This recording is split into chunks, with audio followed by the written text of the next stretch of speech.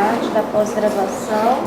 A gente está recebendo aqui o professor Henrique Cruz, né? Ele é professor vinculado à Universidade Nacional de Jujuy, também é pesquisador do CONCET, né?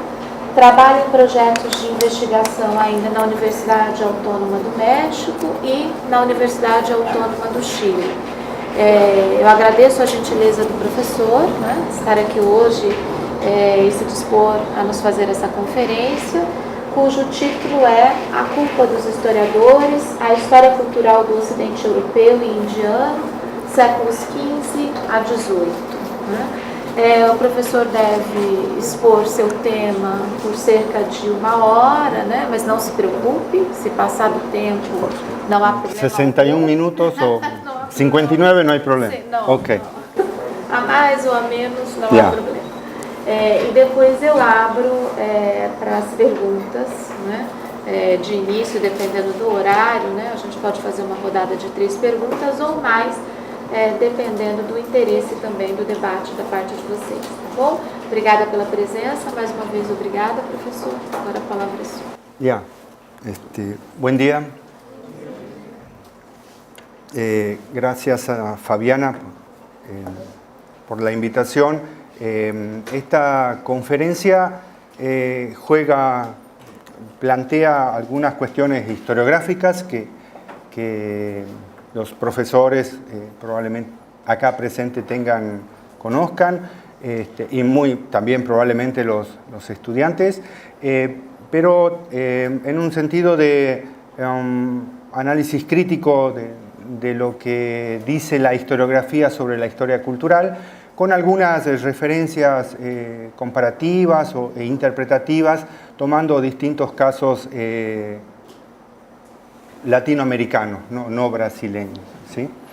Bien, el título de la conferencia lo vamos a rescatar al final, pero básicamente es una reflexión sobre la historia cultural del occidente europeo e indiano, ¿no?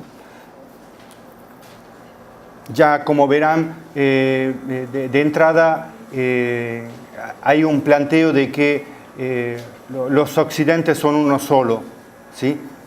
Creo que desde la historia cultural hacer estas distinciones entre Europa y América Latina es equivocado. En primer lugar, porque América Latina no existe en el periodo colonial, existen los reinos de las Indias occidentales, y estos reinos de las Indias occidentales eran igual de reinos que otros reinos europeos. Por eso hablamos de un occidente europeo y un occidente indiano. Obviamente hay diferencias, pero hasta qué punto esas diferencias no tienen que ver con un recorrido y una construcción historiográfica es lo que nos preguntamos al final.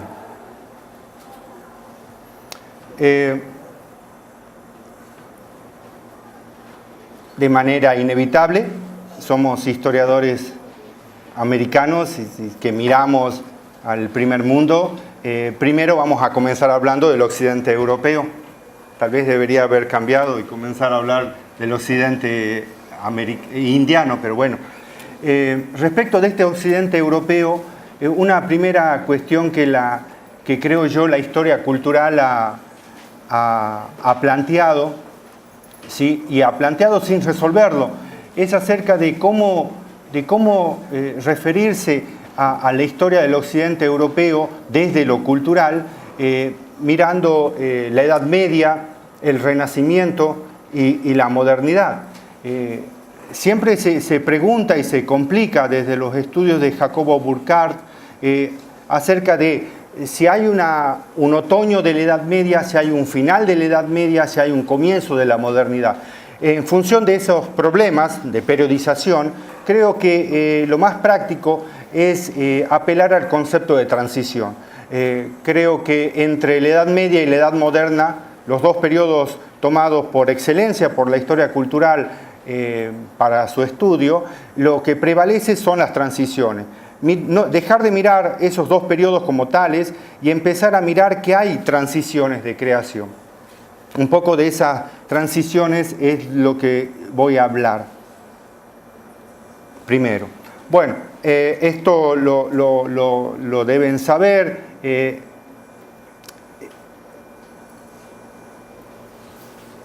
Peter Burke, uno de los que han teorizado y además han investigado sobre la historia cultural y que ha reconocido y ha tratado de distinguir esta perspectiva histórica dentro de la Escuela de los Anales, apeló al concepto de paradigma para referirse a qué es la historia cultural dentro del desarrollo de la historia social de la Escuela de los Anales. De manera correcta, ¿sí? Reconoce que hay un periodo preparadigmático, ¿sí? Preparadigmático, en el cual la historia de la cultura, sin llamarse así, además no solamente era un periodo preparadigmático, sino que era un periodo preanales también, ¿sí? E indudablemente en ese periodo se destacan las obras de Burckhardt y de Huizinga, ¿sí? En ese periodo preparadigmático prepara de alguna manera las preocupaciones de lo que después van a ser el trabajo del periodo paradigmático de la historia social y económica de Anales, ¿no? Y que en el siglo ya finales del XX y en el siglo XXI sería la historia cultural o la nueva historia cultural. Al respecto, sí, indudablemente Burke toma el concepto de paradigma de Thomas Kuhn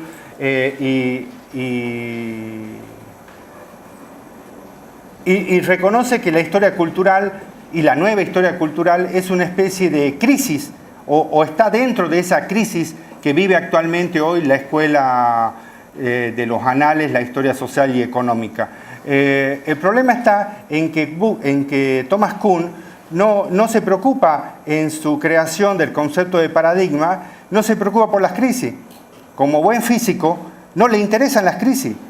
Lo que le interesa es el paradigma, o sea, el periodo de tranquilidad, ¿sí? De consenso y de acuerdo, no el periodo crítico. A ningún físico le preocupa el periodo crítico, porque los periodos críticos son problemáticos. Los periodos críticos tienen anomalías, tienen enigmas. En ese sentido creo que Burke se equivoca al poner demasiado énfasis en la idea de crisis paradigmática. Obviamente su interés es tratar de ubicar la historia cultural y la nueva historia cultural dentro de lo que es el desarrollo historiográfico actual, postmoderno o como se llame del siglo XXI. O sea, ¿cómo lo ubico? ¿Cómo la caracterizo? Entonces toma el concepto de Kuhn de crisis y paradigma para tratar de hacer esa caracterización. Lo que sí no tiene en cuenta que para Kuhn lo que a él le interesaba no era tanto describir las crisis, los momentos críticos que marcan el inicio y el fin de uno u otro paradigma.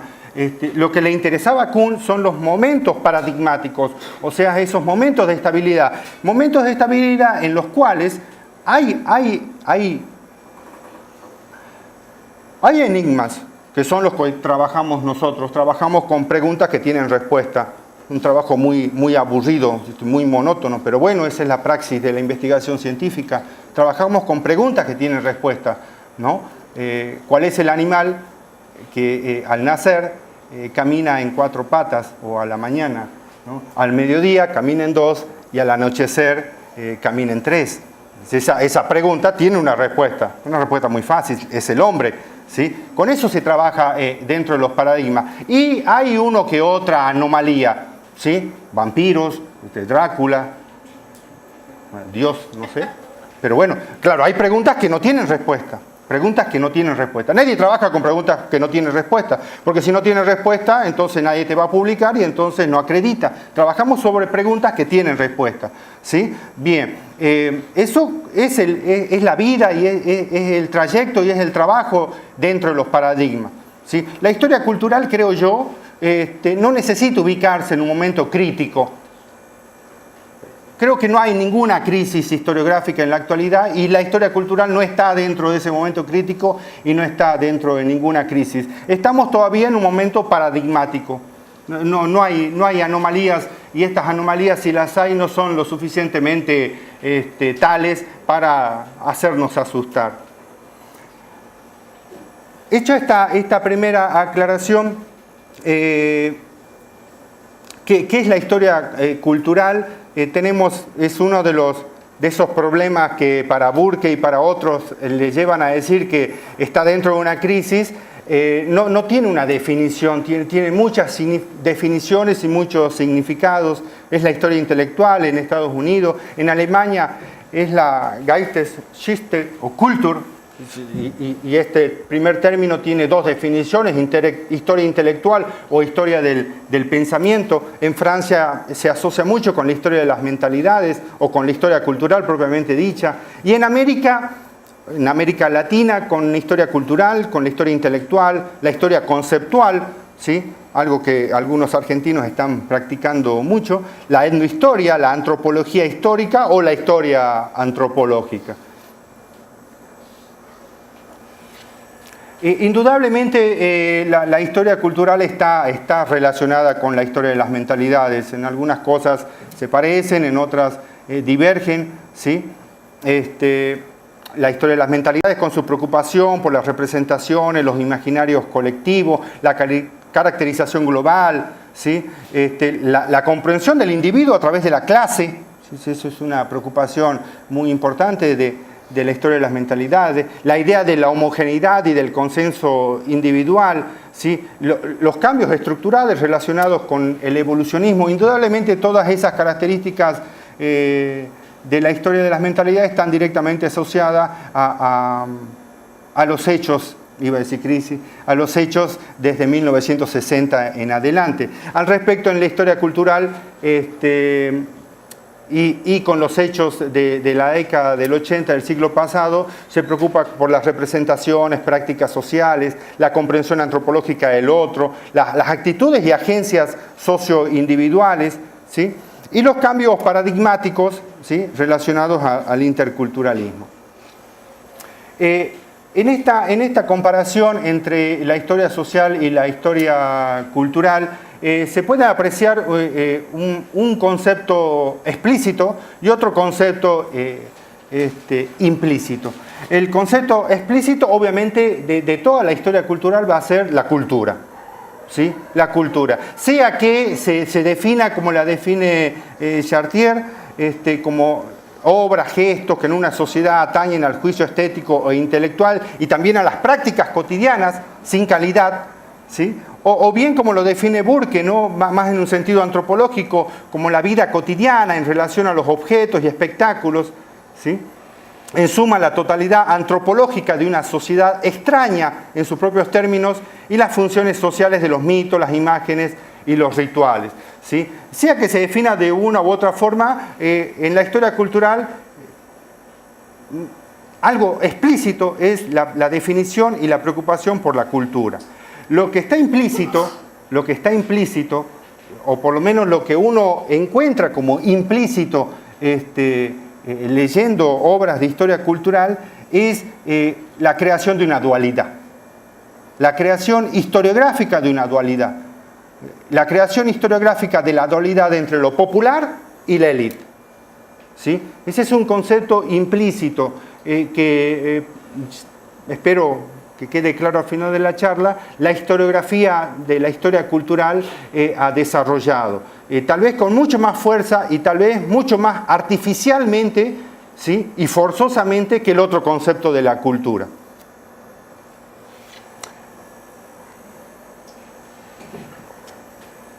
Para ver estos desarrollos vamos a mencionar un poco he rescatado, me parece útil de tener en cuenta, hay un periodo protohistórico de la historia cultural en el cual no solamente están las conocidas obras de Jacobo Burckhardt, la cultura del Renacimiento en Italia, o la que le sigue de Johann Huizinga, el otoño de la Edad Media, ¿sí?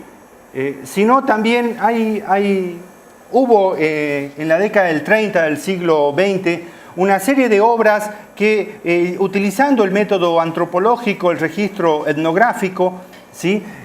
Van a tratar de problematizar lo que es la cultura no sé si en la larga duración, porque la larga duración es geográfica, no es humana. No es humana. eso a veces uno encuentra continuamente la apelación al concepto de larga duración referida a 200, 300 años, 400 años. Hasta donde tengo entendido, el concepto de larga duración habla de millones de años. Entonces, pero de repente, este trabajo de Margaret Murray, El Dios de los Brujos, es posible asignar el concepto de larga duración porque lo que ella identifica es un ritual, un culto a los dioses primitivos. Y lo encuentra tan lejano como en el Paleolítico. Entonces tal vez sería conveniente aplicarle el concepto de larga duración porque se pierden los tiempos, ¿sí? El culto al dios cornudo, o al brujo con cuerpo de hombre, ¿sí? Y lo proyecta hasta la actualidad, pasando por finales de la Edad Media, la Edad Moderna, con el sacrificio de Juana de Arco, ¿sí? Y con todo el proceso de conversión religiosa del cristianismo hasta la actualidad. Entonces, eso sí, verdaderamente, esta obra es un aporte a lo que después va a llamarse historia cultural, porque reconoce en el método antropológico y en la larga duración, ¿sí? en la identificación de este culto a este dios cornudo. En la Argentina, cuando uno dice dios cornudo, bueno, en el norte de Argentina, porque Argentina es tan grande como Brasil, no, es mucho más pequeño. Es tan compleja y diversa como Brasil. ¿Sí? Brasil es un continente, ¿no? Argentina no es un continente, es una tercera parte del continente, pero también es muy distinta. Una cosa es el norte, una cosa es el sur. Donde yo vivo, uno viaja 6 horas y está en un altiplano de 3.500 metros, ¿sí? Y uno viaja 3 horas y está en sierras de 2.500 metros. Y uno viaja 2 horas y está en zonas selváticas con plantas de mangos en todos lados, como acá, a 200 metros. O sea, y eso que donde yo vivo es un lugar pequeño. Bueno, la Argentina también tiene esa variedad. En el norte argentino, cuando uno habla del dios cornudo o del dios de los cuernos, los alumnos se ríen. Ustedes no se han reído, pero allá se ríen porque en el norte de la Argentina, ¿cómo se llama al que uno convoca para que pague la luz? Perdón, a que ayude a pagar la luz, el cable. Bueno. Claro, vieron que cuando uno se casa, disminuyen los recursos, no aumentan, ¿no? Porque antes te alcanzaba para salir, para vacacionar, etcétera, etcétera. Después que te casas ya no alcanza para eso, ¿sí? Y entonces empieza a faltar el dinero para pagar la luz, para pagar internet. Y entonces, ¿qué hace el hombre? Se va a trabajar a la mañana y vuelve a la noche. Y cuando vuelve a la noche, antes de entrar a la casa, ¿qué hace? Recoge unas piedras del piso y las tira para que el techo haga ruido. Y entonces la esposa se entere que está volviendo el marido, ¿no? Bien, entonces, ¿cómo se llama al que uno convoca para que pague la luz? Acá en Goiás. ¿Cómo se lo llama? No, amante es muy simple la palabra. En la Argentina al amante se lo llama carnero, es el carnero. Por eso cuando voy a decir corno, claro. Ya. ¿Qué es el que paga la luz? ¿No? Claro, ya. Acá, ¿cómo se dice al carnero? ¿Cómo? Chifrudo. Ah. Ya. Entonces el dios chifrudo. El dios chifrudo. Ya. Mas corno também cabe. Es corno. Bien. La anterior obra de Margaret Murray, muy criticada en su en su momento, no se compara con lo que se reconoce como los antecedentes inmediatos de la historia cultural, la obra de Jacobo Burckhardt, donde se descubre que la cultura tiene una continuidad que excede lo que es la periodización de la Edad Media y Edad Moderna. Esa es la gran preocupación de Burckhardt, decir, ¿dónde termina la Edad Media? ¿Dónde comienza la modernidad? Y en tratar de responder esa pregunta, ¿dónde termina un periodo y dónde comienza el otro? Descubrió la cultura. Descubrió que la cultura es algo complejo, es algo que continúa, ¿sí? Por eso es reconocida esta obra como uno de los antecedentes de la historia cultural. Casi en el mismo momento, luego de ello, Johann Huizinga descubre además que la cultura no solamente continúa entre dos periodos, sino que también es un complejo. Es un complejo. Y es un complejo histórico-psicológico, ¿sí? En su obra El otoño de la Edad Media, donde analiza las formas de vida, el espíritu entre el siglo XIV y XV, lo que plantea básicamente que la cultura es un complejo psicológico, histórico-psicológico, ¿sí? Esa preocupación de esta primera historiografía de la historia cultural, ¿sí? En la cual una cultura puede no desarrollar técnicas, puede no desarrollar esculturas, ¿sí? Lo que sí, Abernich, lo que sí no puede carecer de misericordia, ¿sí? Pareciera ser que para estos historiadores no se llamaban tales, yo me imagino que Burckhardt ni Huizinga nunca se llamaron historiadores culturales, pero se apela a ellos como los precursores. Su mirada de la cultura está muy vinculada a las preocupaciones del comienzo del siglo XX en esta Europa occidental, ¿sí? Una Europa que está en esa crisis de entreguerras o de guerras, crisis de culpa, crisis de misericordia, crisis creada de alguna manera por el cristianismo y la modernidad. Acerca de esta historia cultural, me parece muy útil y necesario, antes de entrar a hablar de algunas obras específicas de historia cultural, tratar de tener en cuenta lo que plantea Griñón y Passerón, dos sociólogos, en los quienes, de alguna manera, en su gran crítica que hace a los estudios literarios o estudios culturales, lo que reconocen, creo yo, es que hay un prejuicio historiográfico. Lo oculto y lo popular es algo que enamora, es algo que nos llama la atención, es algo, como dicen ellos, en el cual nos fascinamos por el valor y la belleza de la cultura popular, ¿sí? Pero esa fascinación, ese enamoramiento que tenemos algunos historiadores o que desarrollamos algunos historiadores respecto a lo oculto y lo popular, es muy peligroso, porque tal vez ese enamoramiento no sea ni más ni menos que una especie de ejercicio de pernada simbólico, ¿sí? En el cual yo le cobro al pueblo, culto o no, le cobro por mi preocupación y por mi enamoramiento respecto de él. Ahora, hecha esta aclaración, ¿sí?, del cuidado que tenemos que tener cuando estudiamos la cultura y la cultura popular en historia, en ese desarrollo inicial de la historia cultural, lo primero que se reconoce es a esta entidad, algo que no existía hasta ese momento, el pueblo. Aparece el pueblo, ¿sí? En la obra de Piero Camporesi, El país del hambre, ¿sí? Es uno de los historiadores de historia cultural que hacen ese descubrimiento. El pueblo tiene formas culturales, ¿sí?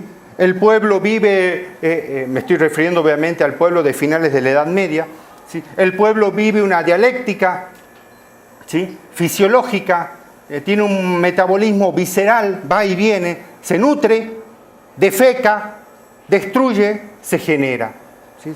Esas son algunas de las características de este pueblo definido, ¿sí? Es un pueblo que es creado como tal entre los siglos XIV y XV. Es un pueblo en el cual el carnaval no está en la tierra. el carnaval está en el infierno. Pero es un infierno, no es esa creación que describe Minoir, ¿no? Esa creación ya cristiana del siglo XVIII. Es otro, inventa la cosa cómica, es un agente cómico, subvierte la moral, ¿sí? Permite la satisfacción, ¿sí? Ya establecido lo que es el pueblo y más o menos perfilado en el siglo XV lo que es el pueblo y cómo es, lo que sigue es establecer la cultura que este pueblo tenía. Michel Moulet, en su trabajo La cultura popular en la Baja Edad Media, perfila algunos rasgos de esta cultura popular. Y se empieza a preocupar, como muchos otros, respecto de las fuentes históricas. ¿Cómo hago para conocer la cultura popular? Bueno, busquemos en la protesta popular, en la lucha de clases popular, esa información. Y crea de alguna manera, como muchos otros, y crea, si hay un pueblo, y si este pueblo tiene una cultura popular, y si yo no puedo conocerlo, identifica y crea aquello que la historiografía va a llamar los pasantes o los pasadores culturales o los mediadores. Y así, por ejemplo, identifica a Martín Lutero, ¿sí? a Savonarola y a muchos otros que en ese siglo XV, siglo XVI empiezan a intermediar, pero los crean. Si hay un pueblo y si este pueblo tiene una cultura, entonces necesito de esos intermediarios para conocer a ese pueblo y conocer esa cultura.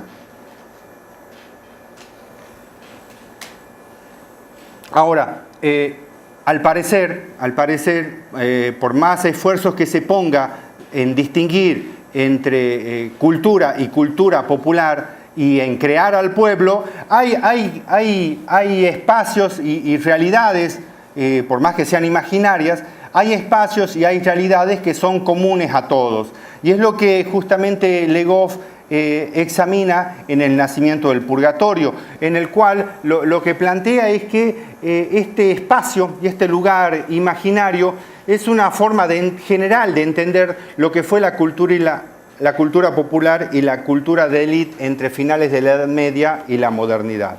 ¿Sí? Ese no lugar, el purgatorio, porque mientras el cielo tiene un lugar definido y el infierno tiene otro lugar definido, y ahí me equivoqué porque el cielo tiene que estar arriba y no abajo, pero bueno, ¿no? Esa geografía que también describe Le Goff, ¿no? La creación de los tres lugares, la creación de la verticalidad de los espacios, ¿sí?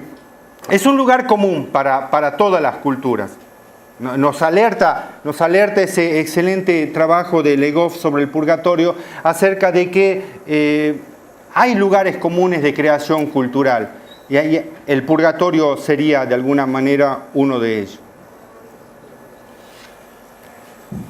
Ahora, esta cultura y este pueblo creados por la historiografía respecto de los siglos XV y XVI se va a modernizar, va a tomar un carácter moderno, se va a cambiar. Sí, indudablemente el concepto de modernidad invita a esa reflexión, a que va a cambiar. ¿Sí? Es lo que justamente una de las preocupaciones, cómo se da ese cambio, tal vez sea una de las preocupaciones principales, ¿sí? y no es extraño que lo sea, de gran parte de la actual o de la nueva historia cultural. ¿Sí? ¿Cuándo el pueblo se moderniza? No lo dicen así. No lo dicen así, yo lo interpreto así. ¿Cuándo el pueblo se moderniza? Cuando el pueblo, ya creado y con su cultura, ¿sí? se hace moderno. Bueno, la preocupación de Burke es justamente esa, ¿no? Tratar de determinar en qué momento se hace moderno. Y así, por ejemplo, ¿sí? respecto de la fiesta y respecto del carnaval, nos ilustra de que esa modernidad del pueblo, esa modernización del pueblo, es una modernización que se da en un contexto de conflicto social. ¿Sí? Interprétese como se interprete lo que es el carnaval en el antiguo régimen, está vinculado de una u otra forma con el conflicto social. Para Burke, ¿sí?, el carnaval es una válvula de seguridad de la sociedad, ¿sí? En algún momento el barril de vino estalló, pero claro, en los carnavales que terminan mal, porque en los carnavales que terminan bien, el barril de vino se hincha, pero no estalla, ¿sí? Otra autora que ya reconoce esta modernidad del pueblo, estos perfiles modernos del pueblo y de su cultura, es Nathalie Simone Davis, en Sociedad y Cultura en la Francia Moderna, ¿sí? También ella se pregunta acerca de las fuentes, ¿cómo hacer para conocer a estos analfabetos? Claro, ahora el pueblo hasta tiene caracterización, son analfabetos, no escriben, solo hablan o cuentan, ¿sí? Bueno, su respuesta es, en vez de decir que no son analfabetos, dice no, examinemos en sus formas de vida, en asociación, sus comportamientos colectivos, como construcciones, como instrumentos culturales, ¿sí? Y así, por ejemplo, hace una muy interesante reflexión al final de su libro, en el cual dice, bueno, habiendo examinado a este pueblo moderno, habiendo examinado a este pueblo con su cultura moderna, ¿sí? Siendo difícil para nosotros, los historiadores, conocer a gente que es analfabeta, y si es analfabeta es distinta. ¿Cómo hago yo para conocerlo? Reflexiona y dice algo así como, no dice algo así, está citado textualmente: nosotros los actuales historiadores de la cultura popular en la Europa preindustrial sentimos un gran interés por el pueblo, pero no estoy segura de que realmente respetemos mucho su forma de ser.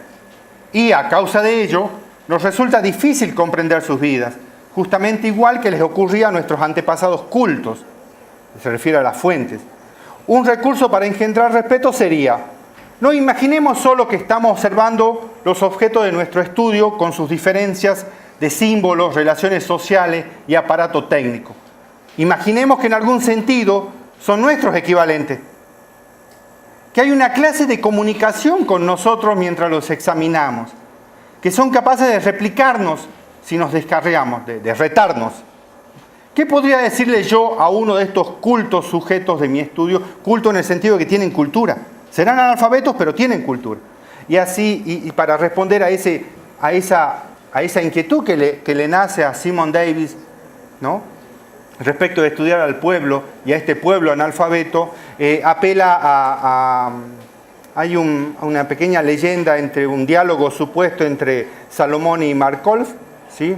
Markolf son estos silenos, estos seres horribles por fuera, bellos por dentro, como Sócrates, como Jesús, el sileno de los silenos, ¿no? Markolf es algo parecido, ¿sí? Entonces, en el diálogo entre Salomón y Markolf, ¿sí?, ¿qué es lo que vale? ¿Qué es lo que importa? ¿La sabiduría o la palabra del analfabeto? Apela a otro cuento, ¿no? El médico que le habla a la ingenua, ¿sí?, y la reta acerca de sus prácticas de curación y de medicina. Y mientras él va leyendo un libro, va caminando, pero no ve el agujero en el suelo y se cae en el agujero, ¿sí? ¿Quién es más tonto? ¿Quién es más ingenuo? Simone Davis al final dice, no sé cuál de los dos quiero ser, o Salomón o Markolf, ¿sí? Y finalmente dice, depende de quién diga la última palabra, depende de quién tenga razón, por eso tal vez yo me incline, dice Simone Davis. Ya.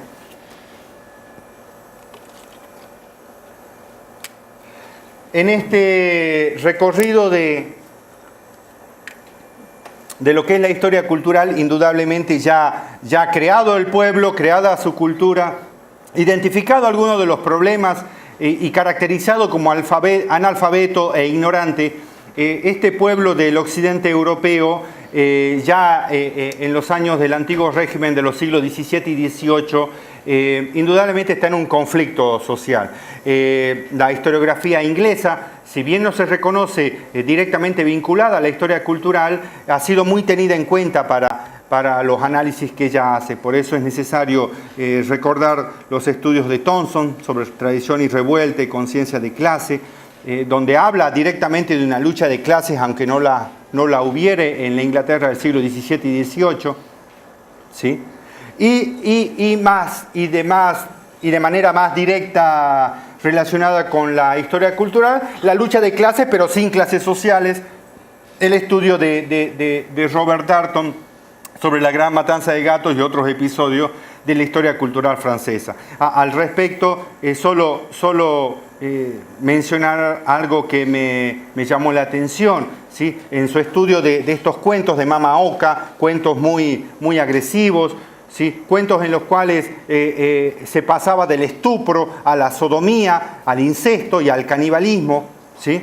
Y sosteniendo al final que, bueno, el mensaje era explícito, ¿sí? No es que Caperucita Roja era rescatada por el guardabosque. No, Caperucita Roja es comida por el lobo, ¿sí? Ahí termina el cuento, ¿sí? Entonces, finalmente, lo que me llamó la atención es que, según Darnton, estos cuentos que nos hablan de este pueblo y de su cultura provocan en el historiador, cito, una manera de mantenerse a flote en la resaca anímica de la antigua Mama Oka.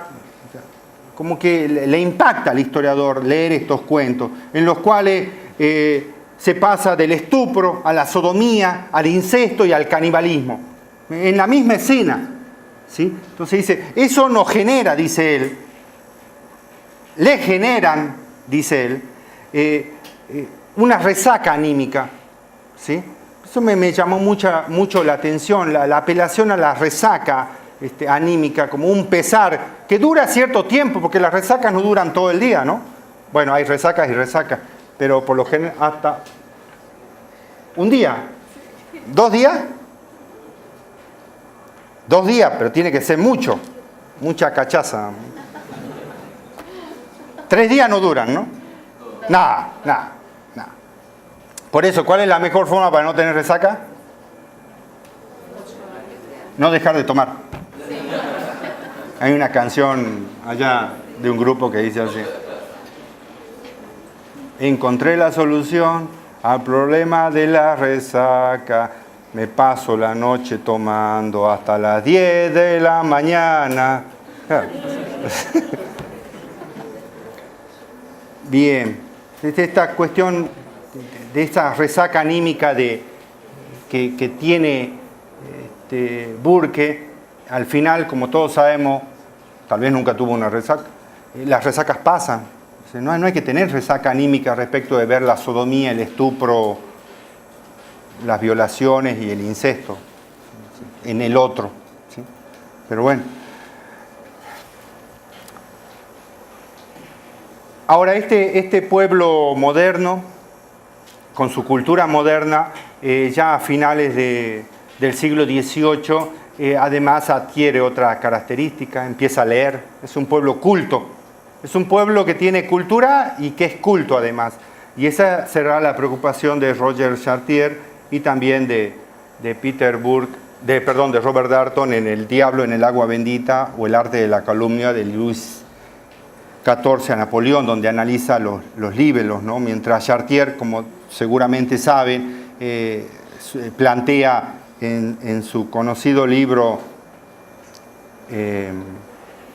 Espacio Público, Crítica y Desacralización, que los libros no hacen revoluciones. La revolución fue una creación posterior de los libros, criticando de alguna manera el planteo de Darnton, de que si bien no hacen revoluciones, golpean por lo bajo, ¿sí? Golpean por lo bajo. Los libros golpean por lo alto, pareciera ser, pero los libelos, esos escritos difamatorios que él analiza, ¿sí? De la calle Saint-Séverin, esos libros difamatorios que hablaban de amantes del rey, que hablaban de la incapacidad e impotencia de Luis XV, ¿sí? Que hablaban de la promiscuidad de María Antonieta, hasta que la ilustraban, ¿no? A la derecha está una ilustración de uno de esos libelos, perdón, era a mi derecha, a la izquierda de la pantalla, la ilustración de uno de esos libelos que hablaban de contra la corona y que, según Darton, socavaron, golpearon por lo bajo. Este otro, además de ser un otro, en primer lugar fue concebido como vencido. Es un vencido. Y me estoy refiriendo a la obra de León Portilla y de Nathan Batzel, ¿sí? En primer lugar. Es un otro vencido, es un otro reconocido de una manera distinta, indudablemente. León Portilla era antropólogo, era historiador, era hablante náhuatl, ¿sí? Y apela a fuentes distintas que la historiografía americana va a utilizar respecto de los indios, ¿sí? De alguna manera dice, con estas fuentes distintas vamos a ir directamente a los relatos indígenas. Tuvo la suerte de que en la meseta central mexicana se hubiese inventado la escritura y los códices que no fueron quemados, ¿sí? Por el obispo Zumarraga, y que siguieron produciéndose después de la conquista española, les brindara esa fuente que les permitiera conocer a ese otro. Pasar del otro lado del espejo, dice León Portilla, es una metáfora para hablar de este otro, ¿sí? Esta idea del otro y esta idea del otro como vencido la mantiene Nathan Batzel en su estudio de los indígenas del mundo andino o del mundo inca, ¿sí? También apela a muy distintas fuentes, ¿sí? Fuentes auténticamente indígenas. Y lo que es más interesante, cito, se trata de pasar al otro lado del escenario y escrutar la historia al revés, dice él. Podemos intentar desprendernos de nuestros hábitos mentales, desplazar el punto de observación y transferir el centro de nuestro interés a la visión trágica de los vencidos. Transferir el centro de nuestro interés a la visión trágica de los vencidos, no movidos por una efusión afectiva, sino a través de un trabajo crítico sobre los documentos, lo que lleva a la confluencia disciplinar entre historia y antropología, ¿sí? Retengan un poco esa idea de efusión afectiva, ¿no? Y visión trágica de la realidad. Supuestamente los vencidos tuvieron eso, vivieron una tragedia. Vivieron una tragedia. Y esa tragedia los traumó. Y como todo trauma, según dicen, no se supera. Es una marca indeleble en la mente humana, si es que ésta existe. Es una marca indeleble en la mente humana. Es una marca que no se puede sacar. Como dice Batzel, entre la cultura dominante española que intentó imponer sus valores y costumbres y la dominada cultura nativa que insistió en preservar sus propios valores y costumbres, el conflicto llega a nuestros días. Ya, ahí se entiende por qué apela a que no tenemos que movernos por una efusión afectiva, ¿sí? Y mucha de esta historiografía del mundo andino que caracteriza a América como una realidad de otros vencidos, se casan, se enamoran con americanos, ven esos conflictos cotidianos, se mudan a Bolivia, se mudan a Perú, se mudan a México, viven en México, viven en Perú, viven en Bolivia, se consiguen sus diccionarios de almohada y desde ahí reflexionan.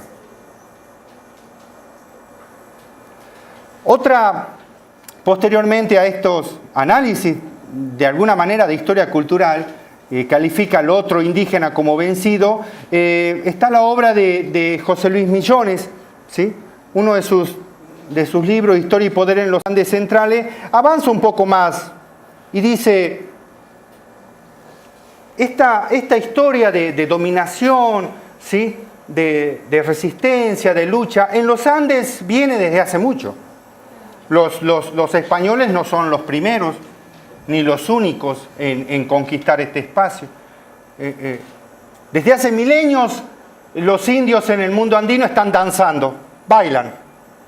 Bailan entre la dominación y la resistencia, por eso titula su capítulo La danza de los milenios. ¿Qué danzan? Y danzan la constitución del Estado. El Estado inca, el Tahuantinsuyo, se crea en ese juego entre dominación y resistencia. La conquista española no es ni más ni menos que un acontecimiento más en esa danza de los milenios en la cual se acuerda o no se acuerda. Si no hay acuerdo, hay conflicto. Pero la búsqueda siempre es el acuerdo. Y así dice. Todo esto sucedió en los Andes. Relatarlo es un intento de acercarse al pasado desde una perspectiva étnica. Dentro de ella el dato arqueológico, histórico e iconográfico queda iluminado por comportamientos que, siendo contemporáneos, reflejan conductas ancestrales. Claro, lo que él está mirando, lo que está mirando Millones, es su realidad peruana, es la realidad boliviana, es la realidad ecuatoriana, es la realidad mexicana, en la cual no hay vencidos, en la cual hay derrotados, ¿sí? Y derrotados que vienen desde hace milenios danzando esta cuestión de acordar, conflicto, acordar y conflicto. Una tercera interpretación de quién es este otro, ¿sí? Pero desde un nosotros, es la de la socióloga Silvia Rivera Cusicanqui en su estudio sobre las insurrecciones populares cataristas, ¿sí? Catarista porque toman el nombre de Tupac Katari, un líder aymara rebelde en La Paz. ¿Sí? Analiza las insurrecciones populares de 1952 y su planteo es, no hay vencidos, no sé si porque era socióloga o no cree en el psicoanálisis o en la psicología, y si hubo derrotados, los hubo. Hoy no los hay. Lo que existió desde el periodo colonial y hasta la actualidad son oprimidos. Son oprimidos. ¿Sí? Este concepto que toma en cuenta los estudios de subalternidad de la India, ¿sí? Invita a pensar una resistencia y una rebelión constante y permanente. Constante y permanente. Una tercera interpretación. La cuarta, de un historiador que sí apela y puede ser reputado como de historia cultural, Sergei Grusinski, en la colonización del imaginario y también en otras obras, ¿no? El pensamiento mestizo, en casi todas sus obras tiene el mismo planteo. ¿Quiénes son estos otros? ¿Son vencidos? ¿Son derrotados? ¿Son oprimidos? La respuesta, interpreto yo, de Grusinski es, son mestizos. Lo que hay en América es una construcción sintética. Sintética. Hay una síntesis. ¿Sí? Hay una síntesis. No prefigura por múltiples conceptos la historia de las culturas indígenas y mestizas de la Nueva España, los intercambios, los choques en que se precipitan nuestras culturas sincréticas sin estar en absoluto preparado para ellos. Su planteo de una cuarta posibilidad respecto de lo no es indio, no es americano, es de lo mestizo, ¿sí? La idea de un mestizo y de una síncresis en la creación cultural americana como resultado de la conquista es la cuarta posición. En los últimos años, tanto Burke como Chartier y otros historiadores de historia cultural han venido reflexionando acerca de si hay una nueva historia cultural. ¿Sí? Una nueva historia cultural. Un poco sobre eso concluyo en esta conferencia. ¿Sí? Al respecto, Chartier, él reflexiona, ¿no? Dice, ¿hay o no hay una nueva historia cultural? ¿Sí? Indudablemente incluye una realidad del siglo XXI de indefiniciones multiculturales, de sincretismo, de mestizajes, ¿sí? O sea, ese es el factor que lo lleva a preguntarse si verdaderamente en este contexto, ¿sí? Mestizo, mezclado, indefinido, ¿sí? Sea necesario se puede hablar de una nueva historia cultural. Al respecto, y tomando en cuenta lo que plantea Burke y lo que plantea Hobsbawm no se ascribe a la historia cultural, pero indudablemente la historiografía inglesa afectó a lo que es la historia cultural. Tomando un poco en cuenta lo que ellos reflexionan acerca de esta nueva historia cultural, creo que, no sé si habrá o no habrá una nueva historia cultural. Lo que sí hay viejas culpas que no se pueden superar, no las pueden superar. En sus planteos no pueden superar esas viejas culpas, esos viejos prejuicios no lo pueden superar. Así, por ejemplo, ¿sí? Cuando dice Burke, la historia cultural clásica fue escrita para y sobre las élites europeas, ¿sí? La historia cultural fue escrita para y por una inteligencia mundial, ¿sí? Ahora, esta nueva historia cultural, ¿quién la debe escribir? No se plantea esa pregunta, ¿sí? Y de alguna manera, con similares culpas y prejuicios, también reflexiona Hobsbawm en su libro Años Interesantes, esa especie de autobiografía que él hace del siglo XX. En el cual uno puede, al leerlo, puede identificar claras distancias clasistas, claras distancias culturales y claras distancias historiográficas. Y en ese sentido, esas distancias historiográficas o esos prejuicios historiográficos los comparte con muchos otros historiadores de historia cultural. ¿Cuáles son esas distancias clasistas? Bueno, cuando uno lee sus anécdotas de sus días como historiador del Partido Comunista y que visita la Unión Soviética, percibe claramente esas distancias clasistas. Cuenta una anécdota en la cual él es homenajeado a la noche por los historiadores y después van a cenar y ahí empiezan a competir. Surge la idea de competir, hacen un juego, vamos a contar anécdotas, vamos a contar frases o dichos. Ponían un tema y el que dijera mayor cantidad de frases o dichos sobre ese tema ganaba, ¿sí? Entonces decían cuchillo. ¿Sí? Cuchillo. Y bueno, yo dije, dice Hobsbawm, el conocido dicho, ¿no? En casa de herrero, cuchillo de palo, ¿no? Y después no pude decir más dicho. Y en cambio los historiadores soviéticos siguieron toda la noche diciendo dichos sobre el cuchillo, recordando que no hace más de una generación habían sido hijos de rústicos, pastores y labradores. O sea, recordando esa memoria popular en la cual el dicho, ¿no? el relato popular forma parte de esa cotidianidad. En ese recuerdo y en esa distancia clasista, creo que es algo que comparte con muchos historiadores culturales.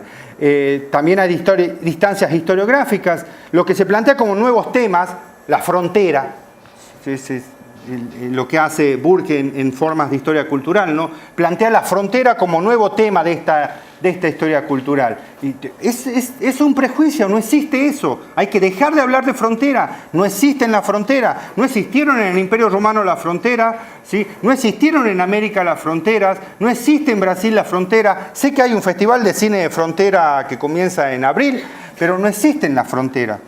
No existen las fronteras como concepto, como espacio que tendemos a identificar los historiadores. ¿Y por qué? Y porque en las fronteras uno toma libremente, juega libremente, hay libertad. Una cosa es que yo no me sienta libre en mi realidad central y otra cosa es que cree un espacio en el cual supongo que los demás son libres. Llámese ese espacio periferia o llámese ese espacio frontera. Eso también es otra distancia. O el tercer mundo, ese espacio en el cual supuestamente uno cotidianamente va por la calle y puede saludar a un gobernador, puede saludar a un candidato a presidente, etcétera, etcétera. Bueno, eso es equivocado, en ninguna parte eso es posible. Claro, si vos sos un invitado extranjero en la universidad probablemente te lleven a lugares donde vos camines por la calle y veas pasar a un candidato a presidente y lo saludes con la mano. Eso no pasa en Europa. Claro, no pasa en Europa porque en Europa vos caminás por la calle en la cual los presidentes tampoco andan por la calle. Entonces esas distancias clasistas, esa idea de tercer mundo, esa idea de frontera, son similares, viejas culpas a la que tenía la historiografía cuando hablaba de un pueblo analfabeto o una cultura popular. También hay prejuicios historiográficos y culturales muy vigentes en los estudios sociales, ¿sí?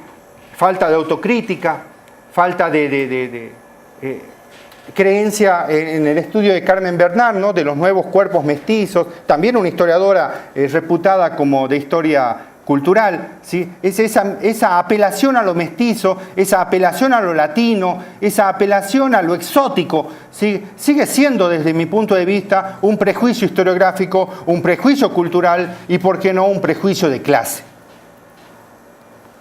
Ahora, si estos son los prejuicios que tiene la nueva historia cultural, y mencionados muy rápidamente algunos de los prejuicios o creaciones de la historia cultural, ¿cómo podemos hacer hoy historia cultural si lo queremos hacer sin esos prejuicios, sin esos problemas, sin esas distancias clasistas, culturales e historiográficas?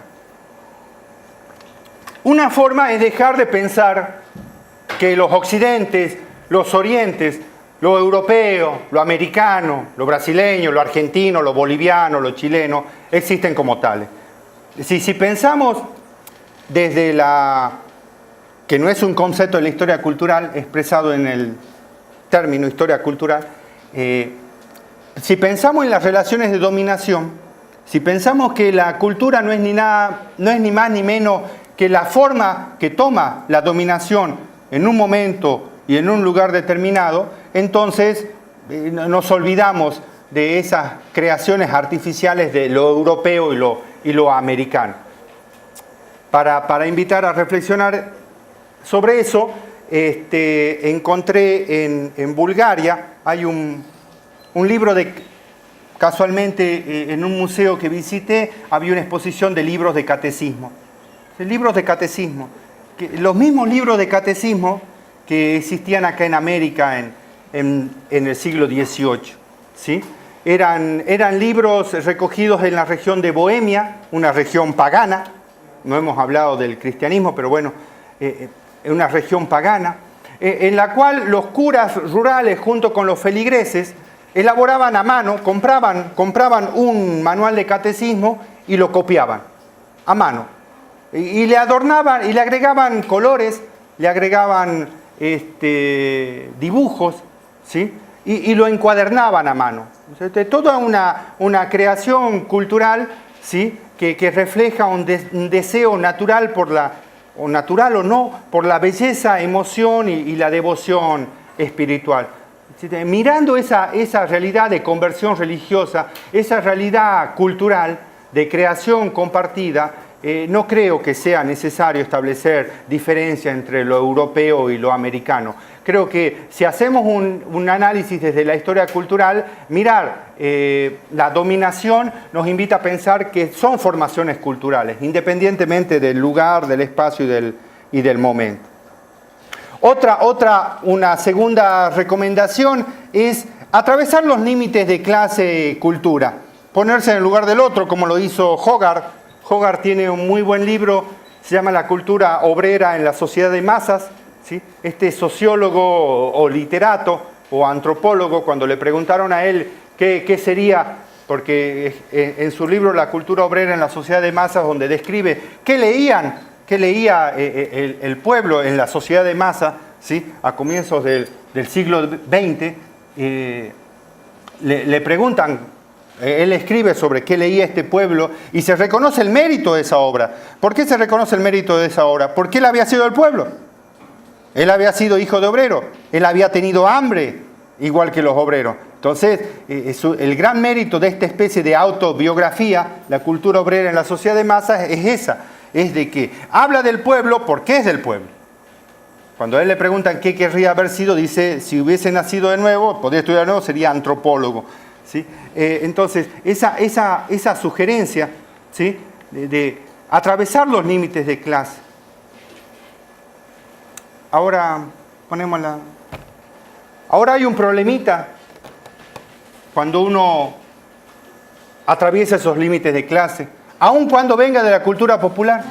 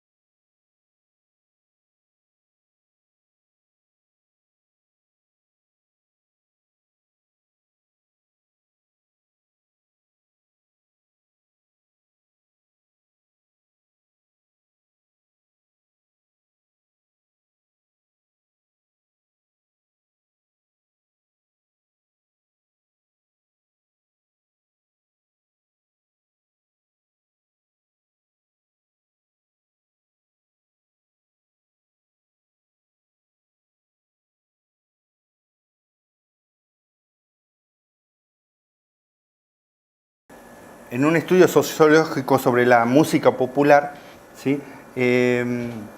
Finalmente reflexiona, me parecía interesante y analiza un poco esta canción, toma la música popular actual, ¿sí? De que también el pueblo pasa mensajes. ¿No?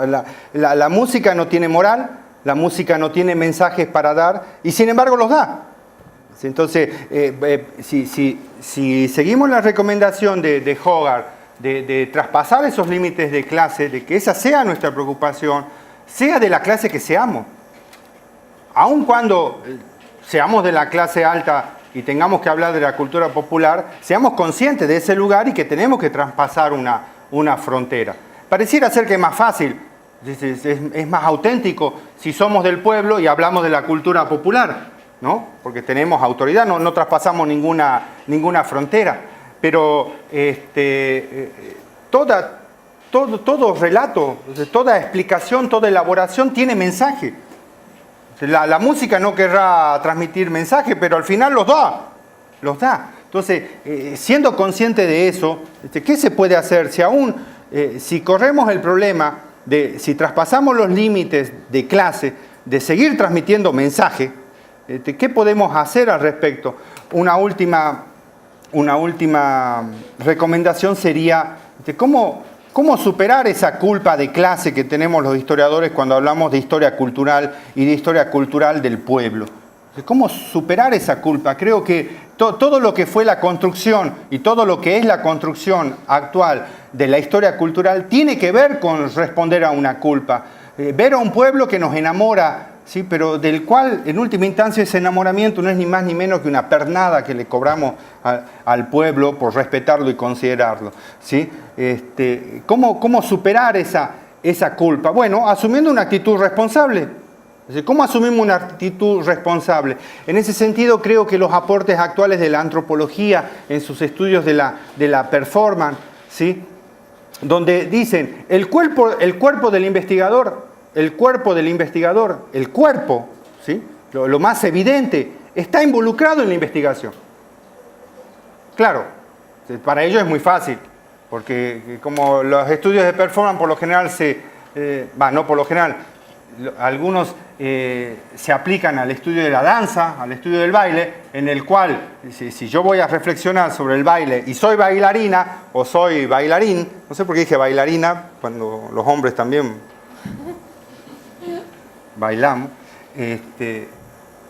automáticamente se entiende que si soy bailarín, es muy probable, o si soy dramaturgo, muy probablemente entienda mejor la performance, ¿sí? De un actor o la performance de un bailarín. Para un historiador es muy difícil eso. ¿Cómo hacemos para ser performers? ¿Cómo hacemos para ser performers? No sé cómo lo deben hacer. Yo solo les voy a decir cómo lo hago yo. ¿Cómo lo hago yo? Como dice Descartes, esperando que no sé nada de nada, solo sé lo que les voy a contar, esperando que aprendan de mis errores. En algún momento, cuando estábamos acordando lo de la charla y desde la coordinación anterior me pidieron una imagen para ilustrar la conferencia, yo pensé qué imagen les mando, es historia cultural, es muy fácil. La obra de Bruegel, el carnaval, alguna de estas imágenes religiosas, ¿sí? Después me volví a preguntar si tenía alguna imagen para enviar. Y le dije sí. O sea, bueno, envié esa y envié una de mi persona, no sé, capaz que servía, no porque me considerara algo que puede ilustrar un afiche, sino porque, bueno, a veces piden para difusión, entonces, para que no vuelvan a pedir. Yo vivo en el campo y tengo internet con módem, entonces cuando mando una cosa trato de mandar todo, que eso. Entonces ya después no le volví a... Le aclaré que la imagen que había enviado era para ilustrar. Después me mandaron el afiche y vi que no apareció la imagen. Como era lógico. ¿Qué tiene que ver esa imagen con historia cultural? No tiene nada que ver. Pero tiene que ver con el título de la conferencia, ¿no? Yo encontré para tratar de pasar de esa instancia de culpa que me da cuando hago historia cultural, porque cuando uno hace historia cultural inevitablemente ve al pueblo, aunque sea del pueblo o no del pueblo, pero ve al pueblo, ¿sí? He tratado de asumir una actitud responsable y creo que los aportes de la antropología, donde nos invitan a que el investigador involucre su cuerpo en la investigación, y de que en ese involucramiento tiene que jugar su autoetnografía, tiene que reconocer lo que es y no tiene que dejar de ser lo que fue. ¿Sí?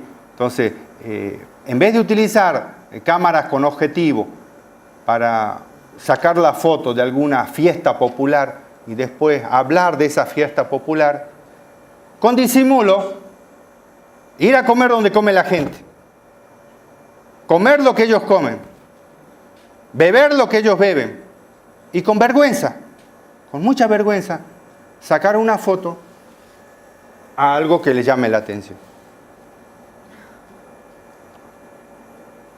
¿Sí? Porque lo que me llamó la atención es un comedor que queda cerca de mi casa. Yo vivo cerca de un pueblo que se llama La Silleta. Es una zona rural muy parecida acá, con muchas vacas, ganado, la idea del gaucho. Igualita a la de acá. Se llama La Silleta porque es la silla del caballo, ¿no? Es la silla del caballo, por eso el pueblo se llama La Silleta, obvio. Es como se va a llamar, está lleno de gaucho. Y hay muchas fiestas de santos. Y en el restaurante, al lado de las cervezas, la gaseosa, al fondo, no sé si pueden ver, acá hay una virgencita.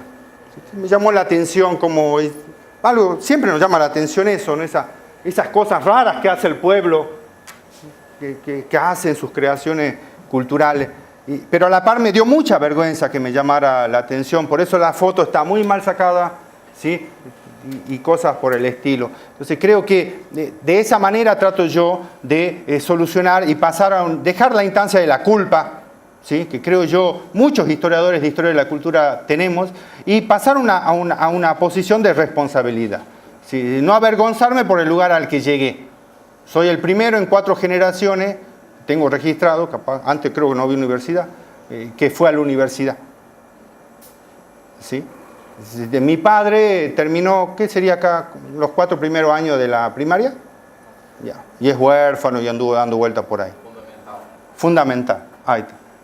Eso indudablemente para alguien que llegue a reflexionar sobre el pueblo, le va a generar un problema. Ahora, ¿cómo solucionar? Bueno, yo lo soluciono así. ¿Sí? Seguir siendo del pueblo, y cuando tengo que observarlo, cuando tengo que hablar de él, cuando tengo que relatarlo, cuando tengo que explicarlo, lo hago con mucho cuidado, con mucha vergüenza. Cuando vuelvo a mi casa, llego al aeropuerto, lo primero que hago es sacar a la valija o al bolso las etiquetas de viaje. ¿Por qué tengo que andar mostrándole a la gente que viaja? La etiqueta de viaje era para que no se perdiera el equipaje. ¿Sí? Bien. Muchas gracias, espero que haya...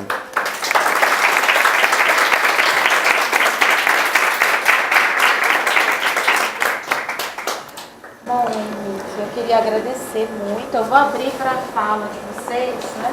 Eu mesma aqui tenho várias perguntas, não vai dar tempo de fazer todas. A gente precisa conversar depois. Que bom que a gente parte de perguntas que têm respostas, como você diz, né? Mas mesmo partindo de perguntas que têm respostas, muitas outras aparecem, né? Como é o caso aqui da sua conferência. Você parte de um tema, né? E é tanta coisa que surge, né? E que a gente tem para perguntar, e a partir dessas perguntas, novas perguntas aparecem.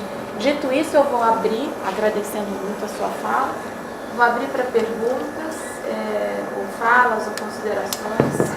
Vamos fazer uma rodada de 3? Ele pediu ali, depois Sofia. A cultura existindo de uma forma orgânica, considerando que ela pode se transformar, ela pode se criar, se recriar, né? E reciclar o passado, pois nós somos tradicionais. Eu posso considerar que é nesse momento que o indivíduo se vê diferente do outro. Essas fronteiras não físicas, né, mas fronteiras sociais. Eu posso considerar que é nesse momento, a partir de que existe uma diversidade, que os indivíduos, de certa forma, criam grupos que se desentendem. Né? Yeah. Creo que sí, la preocupación de la historiografía y de la historiografía cultural respecto de en qué momento el pueblo aparece, ¿sí? Está directamente relacionado con asignarle una serie de funciones a ese pueblo, ¿sí? ¿Cuándo el pueblo aparece para la historiografía occidental, ¿no? Y en general, ¿cuándo el pueblo aparece? Bueno, pareciera ser que aparece, como lo planteamos acá muy rápidamente, entre el siglo XIV y XV. ¿Cuándo? Y bueno, cuando deja cuando empieza a asociar lo bajo corporal con lo negativo, ¿sí? Cuando deja cuando empieza a cuestionarse o no entre ese ciclo, ¿no? Comer, cagar, abonar, revivir, ¿sí? Cuando abandone ese ciclo, ahí comenzaría el inicio del pueblo. Lo mismo se estudió respecto de la risa, y es el estudio de Bakhtin, ¿no? O sea, ¿cuándo el pueblo deja de reír en carcajada para pasar a la mueca seria y respetuosa? ¿Cuándo el pueblo lo hace? En el mismo periodo. En el mismo periodo, ¿sí? Ahora, creo yo que eso es completamente, es una creación necesaria en esa preocupación que tenemos de periodizar. Hay que marcar el fin de la Edad Media y hay que marcar el inicio de la modernidad. Entonces, en tratar de establecer ese final y ese inicio, es que la historiografía se ha preocupado por identificar a un pueblo que antes, donde comía, defecaba, ¿no? Al siguiente periodo en el cual, donde se come, no se defeca. ¿Sí? Pero es una construcción historiográfica. De la misma manera, su consecuente. Porque si este hombre deja de comer donde se caga a pasar a no hacer las dos cosas en el mismo lugar, alguien tiene que prohibírselo. Entonces surge el conflicto social. O sea, el otro concepto del conflicto social también, con mucho más fuerza, es una creación de la historiografía. Eso es lo que tendría para opinar. No, creo que todavía hay gente, uno camina por la calle, uno va, no voy a decir a los mercados, porque a los mercados no hay que ir. A los mercados está todo escenificado, lo que hay que hacer. Uno camina por la calle y todavía donde se come, se caga. Todavía hoy. Entonces, ¿cuándo fue creada esa dialéctica? ¿Cuándo fue creado ese pueblo y esa cultura popular? Sí, pareciera ser que en el occidente europeo eso se da entre los siglos XIV y XV. ¿Sí? Pero si uno tiene la suerte de ir a hacer un postdoctorado a Bonn, y que te vaya a buscar la directora del instituto para llevar caminándote al instituto, son como 15 cuadras, pero los alemanes caminan y andan en bicicleta, cosa que solo los pobres hacen en América Latina, ¿no? Entonces, y va caminando y sale atrás de un auto una señora, se baja el pantalón y orina, ¿sí? Sí, en plena calle de Alemania, ¿no? O sea, eso es, no sé, lo que tengo para comentar. Creo que sí, podemos, en el afán de marcar inicios y finales de periodo, tratar de preocuparnos en cuando el pueblo deja de comer y cagar en el mismo lugar para pasar a no hacerlo. Ahora, si deja de hacerlo, obviamente va a haber conflicto. Bueno, podemos tomar ese hecho como principio, como hecho para marcar el inicio y el final de un periodo, pero siendo consciente que estoy haciendo una construcción historiográfica. Creo que hemos hecho una construcción historiográfica, porque vuelvo a decir, hay gente que todavía donde come, caga. Sim. Aqui na UFG a gente tem uma preocupação e é uma grande crítica quando a história é cultural, pela forma narrativa da qual ela se forma, né? Ela sempre se assemelha a uma narrativa literária, né? Tirando o caráter científico dela. E faz as inúmeras discussões sobre a história como verdade, a história como ciência, né? Então, assim, sempre em busca de uma metodologia. Então construir uma história cultural, uma narrativa sobre a história cultural, né? De uma perspectiva metodológica, qual é a solução que você daria, né? Para resolver esse problema da narrativa literária, né? Da história como narrativa literária e tirando o caráter científico dela, né? Que é um dos problemas que a gente encontra na história cultural.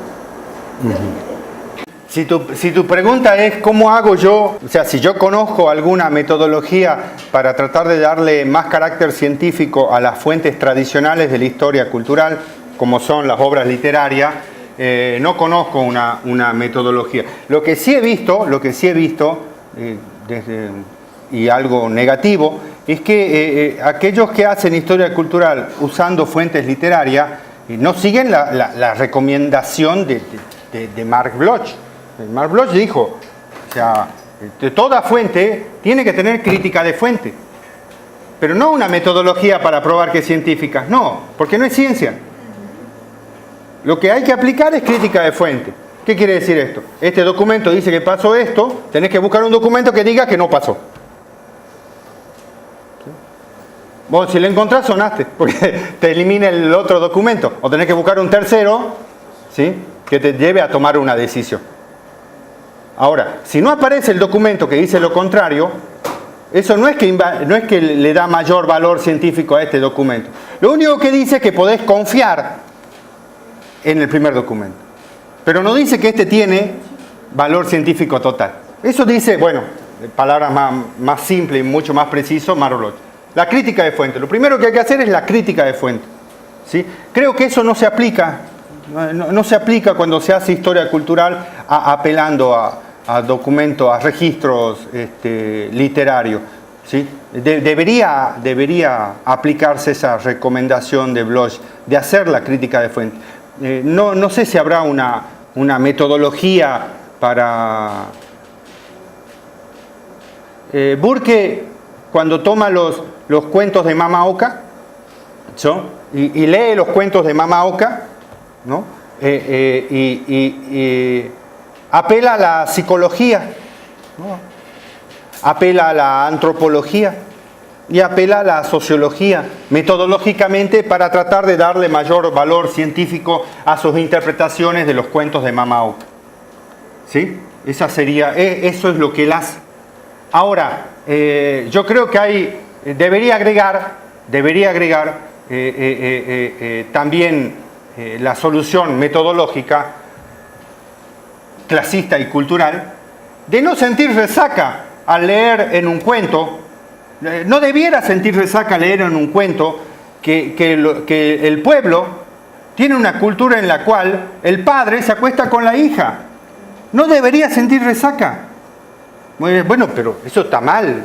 Sí, puede ser. O bien, puede ser. Pero no debería sentir resaca. Si vos no sentís sorpresa y resaca ante el hecho que encontrás escrito, ¿para qué buscar una metodología? No necesitas buscar una metodología. Si no te sorprende el otro, porque no es un otro, sino que sos vos, como dice Simon Davis, ¿sí? O sea, pensemos que el otro, que yo estoy investigando, está al mismo nivel que yo. Es igual que yo, ¿sí?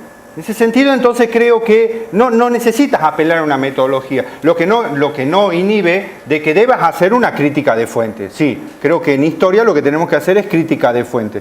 No debemos buscar metodologías para hacer más o menos científicos los documentos. Sé que hay un contexto, así dicen, mundial, en el cual hay un giro hacia lo lingüístico, un cuestionamiento serio hacia el relato histórico, etcétera, etcétera, ¿sí? Pero bueno, no me preocupa demasiado eso porque está de moda. Y como toda moda se acaba. ¿No? Se va a acabar, en algún momento se va a acabar. ¿Sí? Nos darán menos becas, menos cargos, pero se va a acabar. Después vamos a volver a tener muchos cargos, vamos a ser muy importantes los historiadores. Pero eso tendría para aportar. Ya. Rapidamente, embora eu imagine a sua resposta, a sua conferência me levou a pensar em duas perspectivas que estão para além da história cultural, mas que dialogam com a história cultural. A primeira é uma que a gente conversou um pouco ontem, né? Você falou da carga afetiva, da leitura dos vencidos, eu concordo perfeitamente, mas ainda assim me pergunto, né? Se trata de dominação, de qualquer modo, ou se trata do código interno daquela dominação? Os códigos mudam, né? E quando me pergunto isso, o código e a questão afetiva, eu fico me perguntando como é que você se relaciona, ou como você pensa isso, né? A questão do trauma na acepção do Lacapra. Como? O trauma, né? A partir da leitura, da configuração que faz dele o Dominique Lacapra. Dominique Lacapra. Yeah. Sim. E uma outra perspectiva que me levantou a sua conferência, né? Você falando da cultura como algo mais amplo, a questão da fronteira, que eu nem vou tocar aqui, porque a fronteira, da maneira que você colocou, eu preciso até pensar melhor, né? Mas me interessa saber o que você pensa sobre a história transnacional. É uma moda também ou não? É isso. Yeah.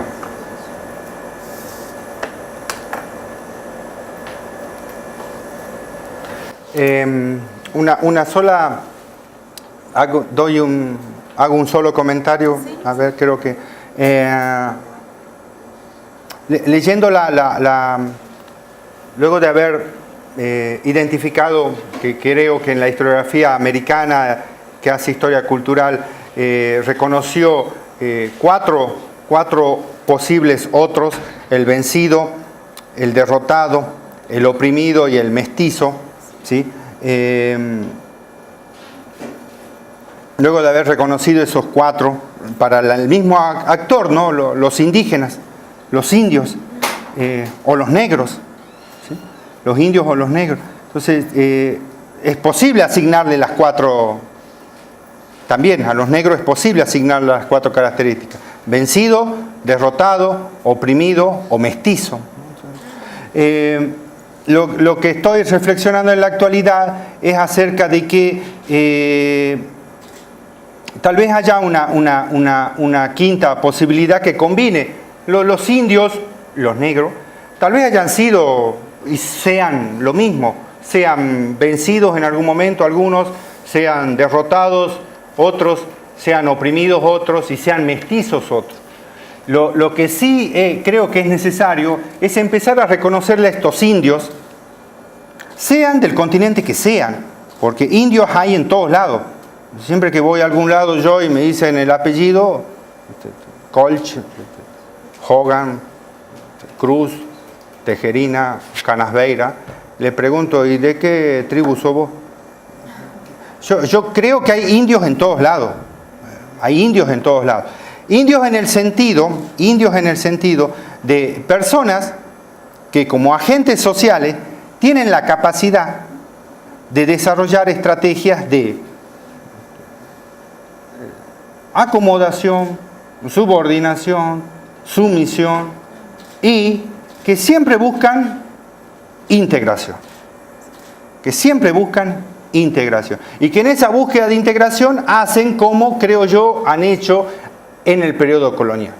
Ante la situación de dominación, ante el supuesto trauma de la conquista, ante la opresión de la dominación hispánica, ¿qué hicieron los indios? Bueno, crearon a los mestizos. El mestizo no es una cuarta opción. Creo que el mestizo es una estrategia del dominado para dialogar con el dominador, ¿sí? Esa es una cuestión que creo que cruza, ¿no? Un poco transversalmente lo que me preguntan.